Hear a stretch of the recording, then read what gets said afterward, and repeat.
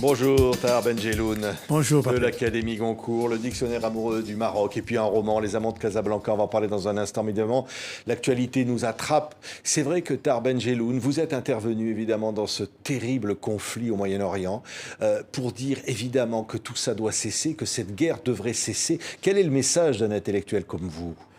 Oui, qu'elle cesse, qu'il y ait un cessez-le-feu et qu'on arrête de bombarder les populations civiles. Soi-disant, il y a les combattants du Hamas dans cette population. Peut-être, mais ce n'est pas une raison pour tuer des innocents. Il y a des milliers d'enfants qui sont morts, hein, pas un ou deux, hein, il y a des milliers d'enfants. Et puis, ils vont maintenant, après la trêve, certainement recommencer à bombarder des populations civiles. C'est absolument intolérable, c'est un crime contre l'humanité qui est commis devant tout le monde. Et bien sûr, moi j'avais condamné l'attaque terrible, la tragédie du 7 octobre, sans aucune ambiguïté non plus. Mais c'est une raison pour punir tout un peuple et surtout un peuple sans défense. S'il y avait des soldats face à des soldats, je veux bien, comme en Ukraine par exemple.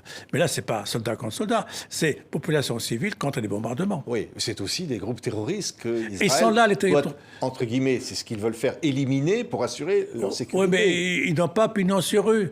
Ils n'ont pas une adresse fixe où on peut les retrouver. C'est ça le problème.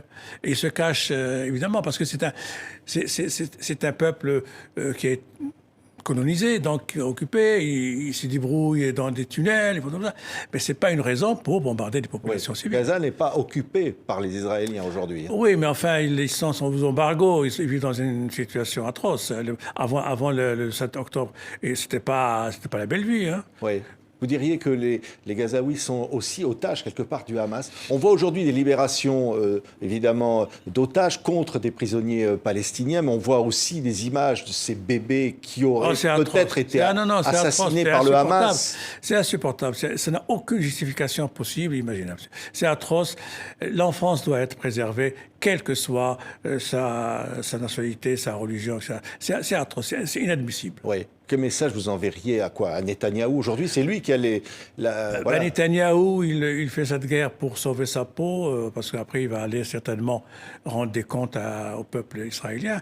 Parce que la seule chose que je peux lui dire, c'est d'écouter l'Europe, d'écouter les gens de bon sens et d'arrêter de bombarder la population. Ça ne va pas lui ramener davantage de victoires, hein. C'est pas parce qu'il va bombarder 20 000, 30 000 morts qu'il va s'en sortir. Non. Oui. Non, c'est uniquement une espèce de nettoyage ethnique, comme ça a été dit par quelqu'un de l'ONU, et qui est inadmissible. Oui, alors lorsque vous vous exprimez, Tahar Benjeloun, évidemment, vous êtes cet écrivain, cet intellectuel marocain.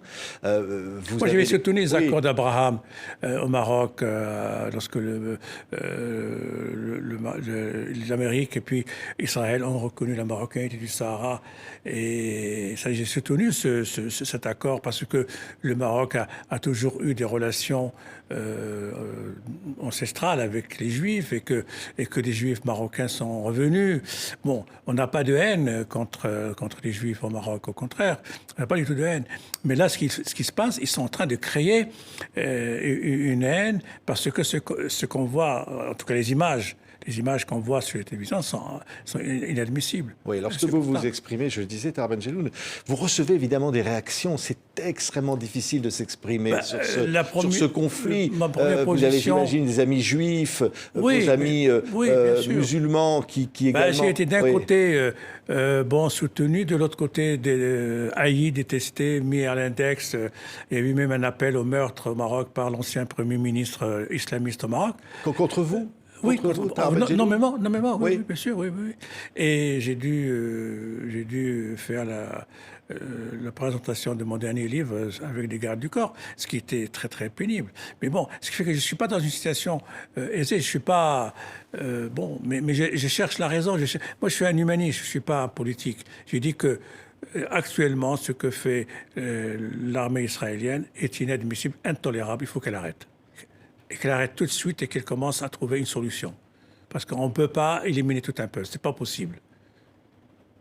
L'appel est lancé, Tahar Benjeloun. Je vous reçois parce que vous publiez 2 livres, je le disais. C'est un dictionnaire amoureux du Maroc. Et méchamment amoureux. Oui. Vous restez toujours amoureux de ce Maroc. Oui, parce que c'est quand même... c'est le pays qui me nourrit, sur tous les plans.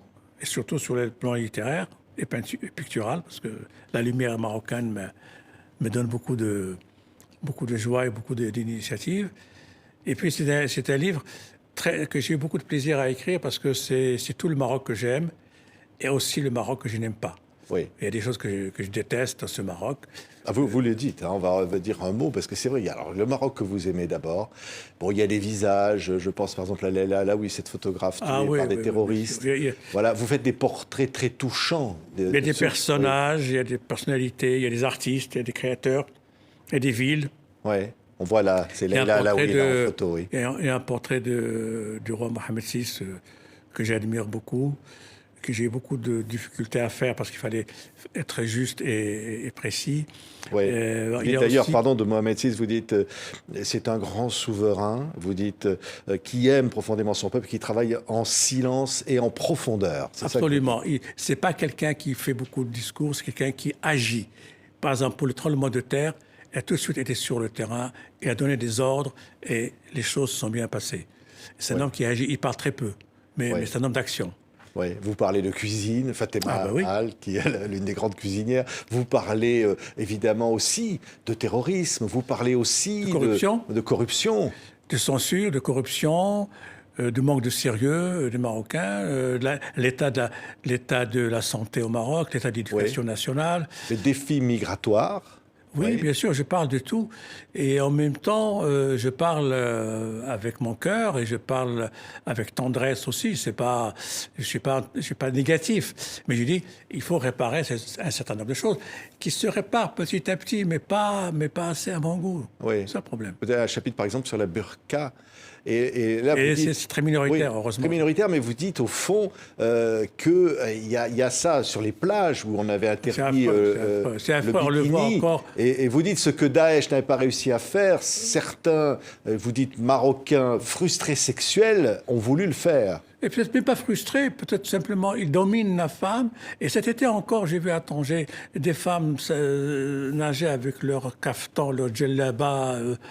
Et lui, le bonhomme, avec sa barbe, avec un maillot à la mode et tout, c'est effrayant. C'est plutôt la condition de la femme que je dénonce à travers une vision erronée de l'islam. Oui. Et donc, ce Maroc-là que vous aimez, c'est aussi celui qui s'ouvre au monde, avec une culture absolument incroyable. C'est un Maroc qui a toujours été ouvert, hospitalier, généreux, et qui aime recevoir les étrangers, qui aiment les recevoir et leur donne l'hospitalité. Et en même temps, c'est un Maroc qui veut se développer et qui veut absolument sortir de ses problèmes. Bon, c'est un pays émergent aujourd'hui économiquement. On a les infrastructures qui ont énormément été modernisées grâce au roi, le TGV, les autoroutes, le port maître de Tanger, la station solaire de Ouarzazate. Il a fait beaucoup pour le pays. Il reste que les Marocains doivent faire le reste, c'est-à-dire que se mobiliser aussi pour lutter contre la corruption, parce que la corruption, c'est qui? C'est le citoyen marocain qui l'a commis. C'est lui qui corrompt ou celui qui est corrompu. Et ça, on devrait arrêter. Oui. Quand on peut acheter un verdict au tribunal, c'est foutu pour un pays. Tant que les Marocains font ça, c'est les Marocains qui sont responsables. C'est pas l'État, c'est pas. Il y a une instance de lutte contre la corruption. Oui. Mais encore faut-il aller attraper sur la main dans le sac, mais c'est pas toujours facile. Oui, dans ce livre, vous avez un chapitre qui s'appelle Les imposteurs. Et là, on se dit, tiens, à qui pensez-vous? Oh, il y en a quelques-uns quand même. Moi, j'aime pas les gens qui... Vous ne citez personne dans cet article. Non. Les imposteurs. Non, parce qu'il y a un paquet. Des gens qui ne sont pas à leur place et qui font croire qu'ils sont à cette place. Alors que finalement, c'est des voleurs de prestige, c'est des voleurs de leur état. Et ça, c'est inadmissible. Des faux artistes, des faux écrivains, des faux artisans, des faux hommes politiques. Vous voyez, prenez par exemple des hommes politiques qui achètent la députation, ils sont députés, et après, ils ne viennent pas. Ils ne viennent pas au Parlement siéger, ils vont faire des affaires. Oui. Vous dites qu'ils achètent la députation? Ben, ça s'est vu, c'était interdit, bien sûr. Mais bon, ils se débrouillent. Et moi, j'ai proposé plusieurs fois que les absents soient condamnés à chaque fois. On leur fait faire payer une jolie somme. Et là, ils reviendront. Parce qu'ils ont été élus pour être là, pour siéger, pour parler des problèmes des citoyens qu'ils ont élus. Et ils ne viennent pas. L'absentéisme est intolérable aussi. Oui, la laïcité, ça c'est très compliqué. Oui, un chapitre là-dessus, évidemment. Il y a une part des Marocains qui sont dans une vraie laïcité, respectant toutes les religions et tout ça, qui n'embêtent personne. Mais l'islam est religion d'État. Donc on ne peut pas... Et on va sortir de là. On va leur dire, bon, il y a une séparation entre la religion et l'État. Non, on n'y arrive pas. Mais au moins, dans le comportement des gens, je leur dis, vous croyez, c'est votre droit le plus absolu, faites votre prière, mais n'allez pas embêter ceux qui ne le font pas.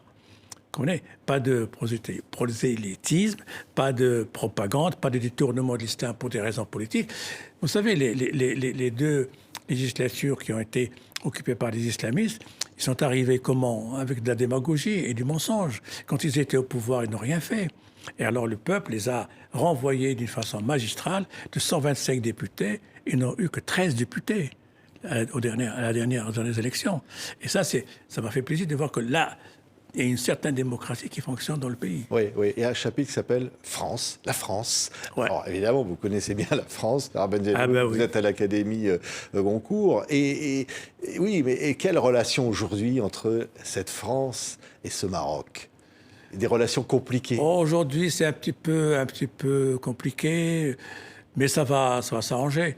Ça tient surtout à l'attitude du président Macron qui a manqué de sensibilité, qui a manqué de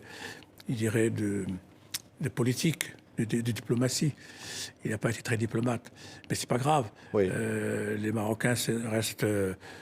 la majorité des Marocains restent tournés vers la France. Il y a plus de 40 000 étudiants marocains ici en France. Donc, il y a plusieurs familles qui sont intéressées par ce pays. Oui, mais est-ce qu'on peut tourner cette page? Parce que, on voit bien que les relations entre la France et le Maroc, c'est incontournable. C'est incontournable. Des relations privilégiées entre les deux. Il y avait toujours des relations amicales dès François Mitterrand et jusqu'à François Hollande. Ça a été très très bien.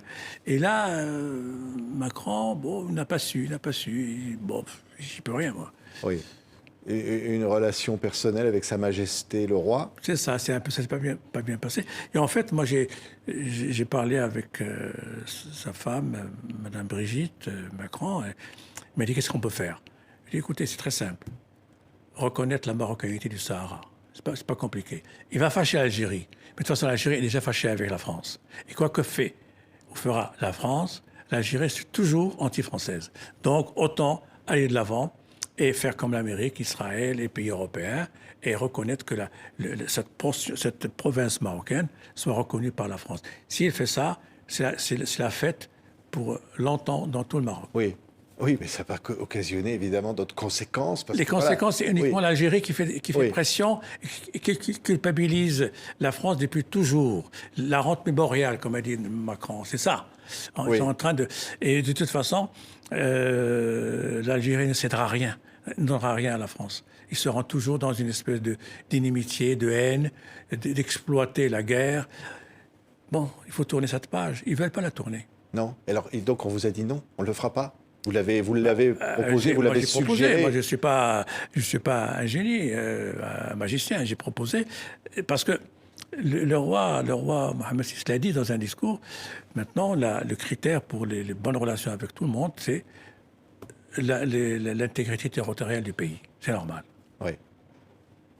Oui. Il faut reconnaître ça. Oui. Alors, Tahar Ben Jelloun, évidemment, il y a Gad Elmaleh aussi dans votre livre, évidemment, il y a Jamel Debbouze. Il a fait un show merveilleux. Dernièrement, il est en train de roder un show. Il est formidable, Gad. Il a beaucoup de talent et beaucoup d'imagination. Oui, il y a le couscous et le tagine aussi. Tiens, je vous le montre.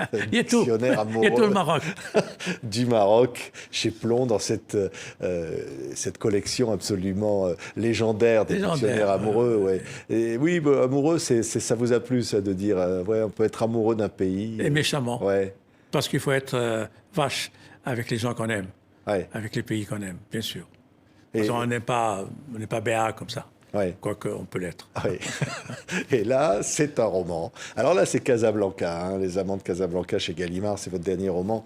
Et alors là, c'est une histoire de couple, mais de couple qui se désintègre. C'est une histoire à la fois romanesque, et en même temps, c'est une histoire qui raconte aussi Casablanca, Casa, comme on dit, qui raconte aussi le Maroc, et la famille, et la religion, la place de la religion, et aussi la place des femmes. C'est de ça dont parle de ce Mais livre aussi. justement, parce que quand on voit Scène de vie conjugale d'Igmar Bergman, qui m'a donné l'idée de faire ce livre, à un certain moment, c'est le mari qui quitte la femme. Il va rejoindre sa maîtresse.